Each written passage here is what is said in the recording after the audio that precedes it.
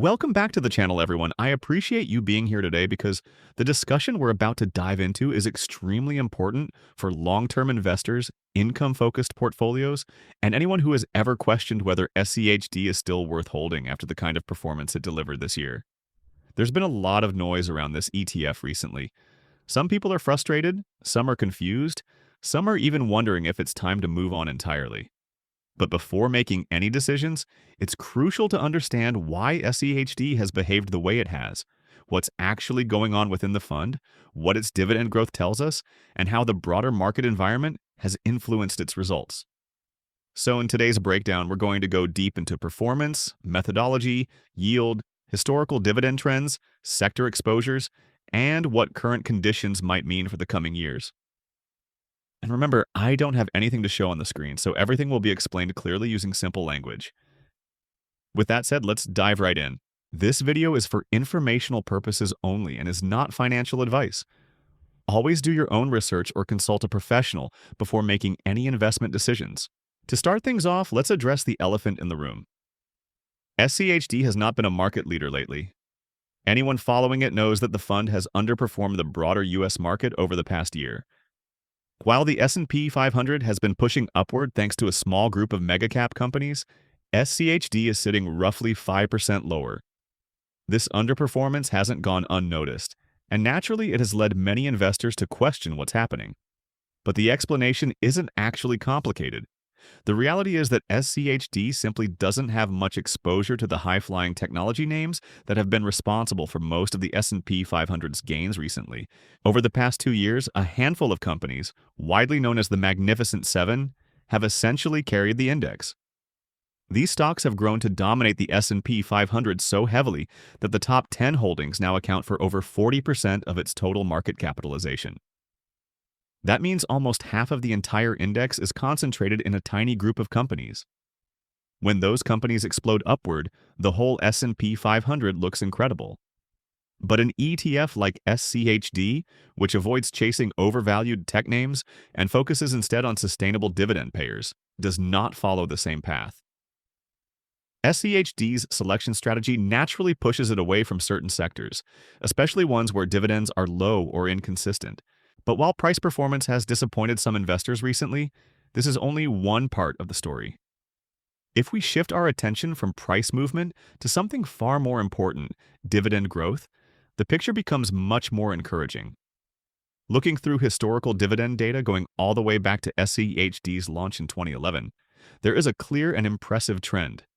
This ETF has consistently increased its dividend payouts almost every single year, and the growth rate has been remarkably strong. On average, SCHD has grown its dividends by more than 11% per year. This is not a short-term spike or a temporary boost. It's a long-term pattern lasting over a decade. Now that we've received all 4 dividend payments for the year 2025, we can evaluate the full annual results. The most recent distribution paid out in December marked the highest dividend SCHD has ever delivered, around 27.82 cents per share. When we compare this quarter to the same quarter from the previous year, we see a year-over-year increase of about 5.18%. On an annual basis, taking all 4 quarters together, SCHD paid roughly $1.05 per share over the past 12 months, which reflects around 5.35% growth year-over-year. And yes, that growth rate is lower than its long-term average. In fact, if we zoom out and examine the historical data, we see that the average annual dividend increase since SCHD's inception has been roughly 11.09%. And since 2019, the average has been closer to 12%. That's a remarkable level of growth for an ETF, especially when you consider how many funds struggle to maintain dividend increases at all.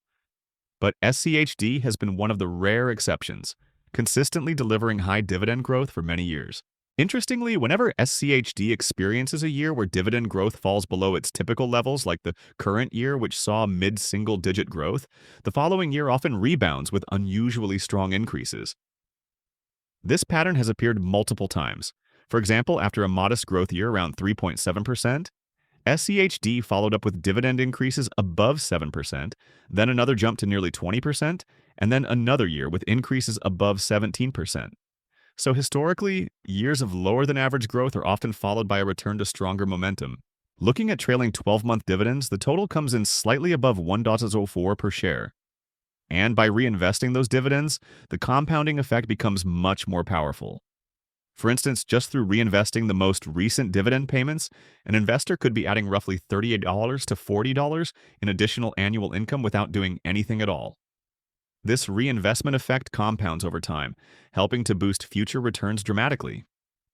When combined with SCHD's strong dividend growth, this makes the fund incredibly effective for long-term income strategies. Now, switching gears, let's address some of the most common criticisms being thrown at SCHD lately. Most investors are not complaining about the dividend performance. That part continues to be strong and reliable. What they're frustrated about is the lagging price performance during what has otherwise been a very strong bull market. In the last 12 months, SCHD is down about 5%, whereas the S&P 500 is up roughly 15%. When dividends are included, SCHD approaches break-even territory, especially since its starting yield is now above 3.8%. But even so, many investors naturally question why their ETF isn't keeping up. So, what is the real source of this underperformance? It largely comes down to sector exposure. SCHD is heavily weighted toward areas like energy, healthcare, consumer defensive, and industrials, sectors that have not been the top performers in this cycle. Meanwhile, tech stocks have soared, driven largely by excitement surrounding artificial intelligence. Since SCHD does not target high-growth tech names with low dividend yields, it simply hasn't benefited from the rally. But this leads to a common misunderstanding. Many people assume that SCHD's managers choose which stocks to buy and sell. They think the fund is actively picking stocks based on predictions or personal decisions. That's not how SCHD works at all. SCHD is a rules-based ETF that follows a strict methodology. The fund undergoes a yearly reconstitution where its holdings are adjusted according to predefined criteria. So when investors become upset that SCHD dropped a stock like Broadcom, AVGO, they're missing the bigger picture. SCHD didn't drop it because the managers felt like it. It happened because the rules told it to. So let's take a moment to break down these rules. SCHD selects stocks from the Dow Jones U.S. Broad Market Index, excluding REITs. It applies several screens right from the start. First, a company must have at least 10 consecutive years of dividend payments. Second, it must have a market capitalization above $500 million. Third, it must have a minimum average trading volume of around 2 million shares. These rules ensure the fund only considers companies with consistent dividend histories, financial stability, and enough liquidity. After this initial screening, SCHD ranks eligible companies by dividend yield. Only the top 50% of these high-yielding companies proceed to the next phase. After that, companies are evaluated using a composite scoring system that looks at factors like free cash flow to total debt, return on equity, dividend yield, and 5-year dividend growth. The highest-ranking 100 companies are selected for inclusion, with no single stock allowed to exceed a 4% weighting and no sector allowed to exceed 25%. Stocks that remain strong are kept in the fund as long as they remain within the top 200 by composite score during reconstitution. But because rankings shift every year, turnover does happen regularly. If a sector experiences a major sell-off before reconstitution, yields within that sector may rise sharply, suddenly making many of those companies more attractive under SCHD's methodology. On the other hand, if tech stocks surge in price, as they have recently, their yields fall, and many get screened out automatically. This is exactly why SCHD has little exposure to tech right now. For investors pursuing long-term dividend growth, SCHD is a powerful tool, but it's not meant to be the only piece of the puzzle. Because of its rules-based structure and its limited exposure to certain high-growth sectors, especially technology, many investors choose to pair SCHD with other assets to capture additional growth potential that the fund's methodology naturally screens out. In this way, SCHD serves as a strong, reliable foundation for dividend-focused strategies, while other complementary holdings can provide broader diversification and higher long-term upside. Now, let's talk about the broader market environment and how it relates to SCHD's current performance. Right now, everyone is obsessed with artificial intelligence. And honestly, that makes sense. AI is transforming entire industries and will continue to be a massive force over the next decade. Because of this, AI-related companies have been soaring in value. If you believe that these companies are fairly valued and still have plenty of future growth ahead, then there could be other ETFs or individual stocks that offer better short-term opportunities than SCHD. But there's another side to this. If you think we're in an AI valuation bubble, something that has happened multiple times in history, then SCHD suddenly becomes one of the safer, more conservative options available. It doesn't chase hype. It doesn't buy overvalued companies with tiny yields. It focuses on stability, cash flow, and long-term reliability. During downturns, it tends to hold up much better than broad indices. For example, in 2022, when the market experienced a major pullback, SCHD dropped only around 6.5%, whereas the S&P 500 fell nearly 20%. Looking at total returns including dividends, SCHD dropped only about 3.2%, compared to the S&Pi's 18.6% decline. So in times of stress, SCHD often behaves like a defensive hedge. It's also worth noting that the recent underperformance is not typical. SCHD has historically kept pace with, or even outperformed, the S&P 500 over long periods.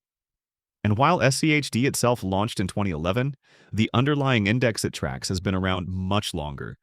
If we compare the index to the S&P 500 starting from years like 1999, 2002, and 2006, and follow them all the way through early 2025, the index often comes out ahead.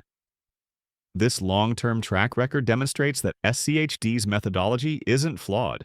It's simply going through a temporary period where its strategy is out of sync with market momentum.